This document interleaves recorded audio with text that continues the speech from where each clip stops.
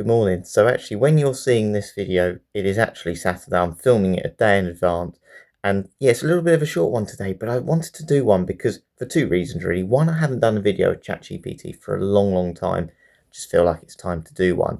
But also two, as I just wanted to kind of, well, first of all, say thank you for some of your suggestions. Some of you said about doing a comedy skit. And yeah, just something a little bit different with a friend's video. I've come up with something which I want to film on Sunday. So when you see this video, I'll probably be filming it and it'll probably come out Monday, Tuesday. That's kind of my plan once I've edited it. But I'll sort of give you a bit of a preview. I'm doing a fragrance related film. It's going to be called The Bentley Burglar. So I'm hoping you're going to enjoy that one. It's going to sort of be a bit of a comedy one. I've kind of got a bit of a story in mind. Essentially, I'm going to do a bit of a film, a fragrance film. Try and make it a bit of like a comedy film. And yeah, we'll see how it goes. I'm not sure how it's going to go yet, but I'm going to film it tomorrow. And yeah, it's going to involve a bit of fitness, but yeah, all mainly about fragrances. But today, what I wanted to do is I'm just going to do a short video really where I'm asking ChatGPT to answer 10 questions that I have. So obviously sometimes I try and answer some questions, but I have loads of fragrance related questions I don't know the answers to. Just want to see if they know some answers and if we can gather anything from the internet that can help answer those ones essentially. So what I'm going to do, I'm going to go through them one by one. Yeah, let's just see what they say. Hopefully I'll be a little bit smarter and a bit wiser after they've told me. So yeah, let's get on with it. There's no particular order with this one, but just to let you know what I said I'm going to ask you 10 fragrance questions. I need you to give me your best answer. Does that make sense? They've said it makes perfect sense. So go ahead and ask your 10 fragrance questions. I'll give you my best well-rounded answers for each. Also got my scent of the day here, Nostalgia Blue by Zara. Trying to finish it, so I'll need to get through some of these fragrances. What I tend to do, I tend to get near the bottom of them and then just don't use them. So I have loads of fragrances that are almost half finished. So yeah, I want to actually finish this one today, and yeah, let's actually start using some rather than just buying more and having a massive collection of half fragrances. Right, let's get on with the first question. No particular order.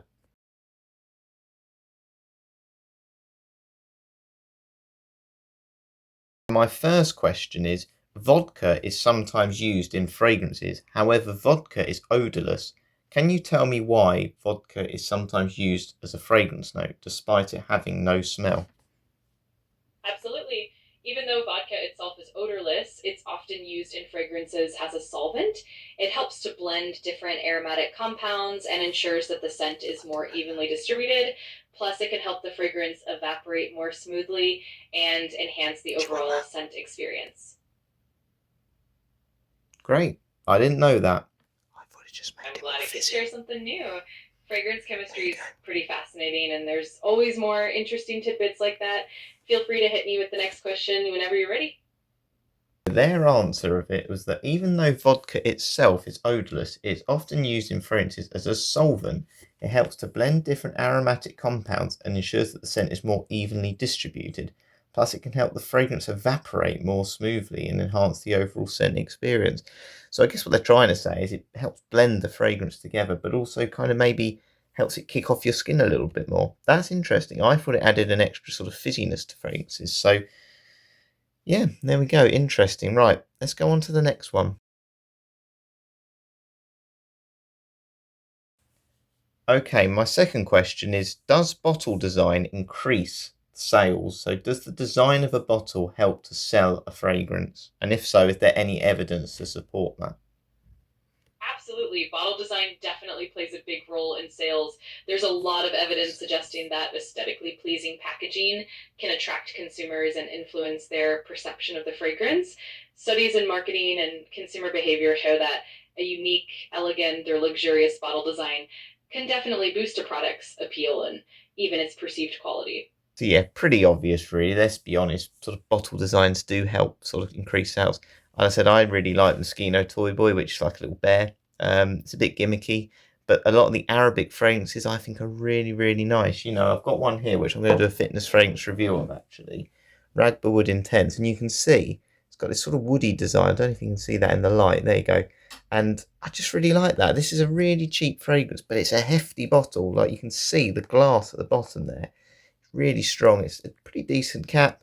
So yeah, it's not the end of the world to me, but you know, I actually think the Lush ones are pretty poor. You know, I do like the fact it's plastic. You can recycle these, and then you can get a free face mask after you give 5 bottles back. But yeah, It does matter, of course it does. The 1 million gold bar, obviously a very popular fragrance anyway, just makes it feel a bit more elegant. So yeah, not particularly surprised by that, but it's interesting just to have that confirmation. Right, on to the third one. My third question is, what is the most used fragrance note in perfumery? That's a great question. One of the most commonly used fragrance notes is actually vanilla. It's super popular because it's warm, comforting, and versatile, blending well with a ton of other notes. Other frequently used notes include lavender, rose, and citrus, but vanilla definitely tops the list. No surprise there. I love vanilla as a fragrance note. Tobacco vanilla, absolute classic if you haven't tried that one. But you can get a lot of decent cheap vanilla scents. I want to try Givenchy Pie. That's a bit of an old school vanilla scent, but that's one I really, really need to have a go at. So if anyone has had it, just let me know what you think of it. Some of your thoughts. Vaniglia by Aqua de Parma, again, a really top quality scent, but I love vanilla. It's a top note in fragrances, so I'm not surprised that's number one. Okay, question 4. What is the average salary of a master perfumer? Sure, master perfumers can have quite a wide range in salary. For instance, in the UK, they might earn anywhere from about 80,000 to 400,000 pounds a year, while in the US, it generally ranges from about 50,000 to $150,000 annually. Of course, it all depends on experience, the company, and their reputation in the industry. Nearly 500,000. 80 grand was like the starting point. That's my mission now. We've got to become a master perfumer. Come on, we can do it. I need someone to collaborate with me. We can do it. We can become rich and famous. And yeah, we'll be able to retire young in a bed full of fragrances, a sea full of fragrances around the house. So yeah, I need to do that boozy vanilla, don't I? That's my calling card. Right, on to the next one. Fifth question is, what is the shelf life of an average fragrance? Great question. Generally, an average fragrance can last anywhere from 3 to 5 years if it's stored properly, away from direct sunlight and extreme temperatures. Some fragrances, especially those with higher concentrations of oils, can last even longer, but over time the scent can change and it might lose some of its original vibrancy. For us fragrance collectors, we need a long shelf life. Question 6. How do you make a fragrance note? Do you use the actual product?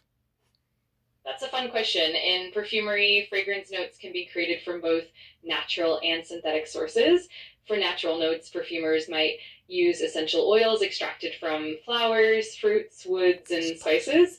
For synthetic notes, they use aromatic compounds that are lab created to mimic or enhance natural scents. So it can be a blend of both depending on the note and the desired effect. If you haven't seen some of my old videos, I did try and make like chocolate as a fragrance note using like proper cacao powder. Doesn't work. So yeah, if you're ever going to make your own fragrances, please make sure you use oils because, like they said, that's how you get them to blend, and ultimately that's how they last in shelf life. It was just a watery mess with mine, but yeah, have a look back at those ones if you haven't. I think I did one with orange and tea, or I think I called it fruity. And yeah, it didn't really work, I'll be honest with you. So if you haven't seen them, might be worth checking them out. Okay, my next question is, where is the biggest fragrance shop in the world? So there are a couple of contenders. For instance, the fragrance shop in Manchester, UK holds a Guinness World Record for having the largest fragrance wall with about 3,000 fragrances. On the other hand, Sterling Perfumes in Dubai also claims to have the world's largest perfume wall with over 2,700 perfumes. It's definitely a close competition. I do now. That's a lot of fragrances. Absolutely. It's pretty impressive how many different scents they can showcase in one place. It definitely makes for a fun and overwhelming experience if you love exploring fragrances. Okay, my next question is, how much does the average fragrance cost? That can really vary a lot depending on the brand, the concentration, and the ingredients. On average, a mid range fragrance might cost anywhere from about $50 to $150 for a standard bottle. Luxury or niche perfumes, on the other hand, can easily go up to several $100s or even more. It really depends on what you're looking for. And that is the thing, isn't it? Fragrances really are not cheap, and that's a lot of money, isn't it? And they do, it becomes a hobby that does come out of control, doesn't it? A little bit for those of us that are into fragrances. So you can see why clone houses are really tapping into that. And again, I can't knock them. I can't knock them. I've got clone fragrances. I'm going to keep buying them, as you saw this week. I did one with noted aromas. Um, I could get 10 lots of those Tom Ford clones for the same price as just one lot of the actual real thing, and not many average people are going to notice the difference. So yeah, it's a big risk for these big companies. How are they going to compete with this growing clone revolution, let's say? Question 9 is, where should you apply fragrances, and is it okay to spray clothing? Great question. Typically, you want to apply fragrances to pulse points like the wrists, the neck, behind the ears, and even the inner elbows, because those areas generate more heat and help diffuse the scent. It is okay to spray a little on clothing, but you just want to be careful because some fabrics can stain or the scent might last longer than intended. So a bit of caution is good. So yeah, if you're wearing a white shirt like this, just be a little bit aware of what you're obviously putting on there, because the juice in this is fine. It's blue. It's not particularly harsh. I don't spray too near if it's like a darker note or darker fragrance. Again, Rosasi Ragba Wood Intense, sorry, by Latifer, Ragba Wood Intense, I should say. That one's a bit of a darker juice, so I wouldn't spray it on this top. But yeah, very common sense to be honest. But spray your clothes. I do all my gym tops because they're all black mainly, so I just think it lasts longer, and I just like that feeling of having a nice smelling top, to be honest. So personal preference ultimately. Just be careful though behind your ears. I've sprayed behind my ears before and I get a lot of spots from it. So just be aware. Pulse points, fine. I agree. I completely understand why the people say that, but that's sometimes sensitive skin around those. So yeah, just be aware of that. Final question is, why do citrus notes in perfumes not last as long as heavier notes like vanilla and leather? That's a great observation. Citrus notes are typically made up of lighter, more volatile compounds that evaporate quickly, which is why they give a fresh, bright burst at first, but don't linger as long.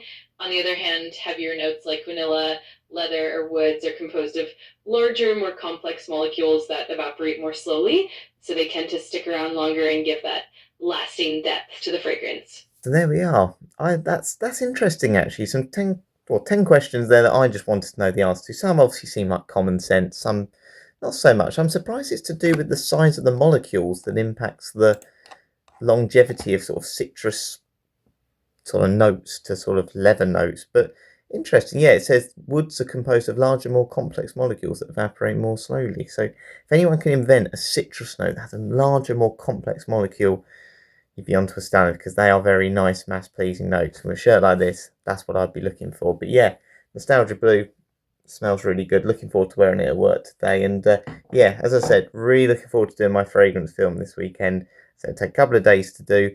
But in terms of coming up next few days, I've got another fitness fragrance review. I will do Ragba Wood Intense on my days off. So definitely going to do one of them. Be a live darts video as well. And maybe a live fragrance video. Probably be next week for that one as well. So if anyone wants to come for a chat. And yeah, we'll just talk all things fragrances. But yeah, plenty of different sort of fragrance content in mind. And again, I just appreciate everyone that's sort of watching the car videos, lead spray videos, all these other things I'm trying to do, because I said I just really enjoy doing it. It's only a hobby, not trying to get anything out of it. Just, I said, something to do on my days off normally, and yeah, just enjoying keeping it going. But thank you very much for watching today. Hope this was worthwhile listening to. If you've got any questions that you want me to ask ChatGPT, maybe we can make that a feature as well. But yeah, thank you very much. And yeah, I look forward to filming this thing for you. So hopefully you'll find it quite funny as well. I'll catch you later.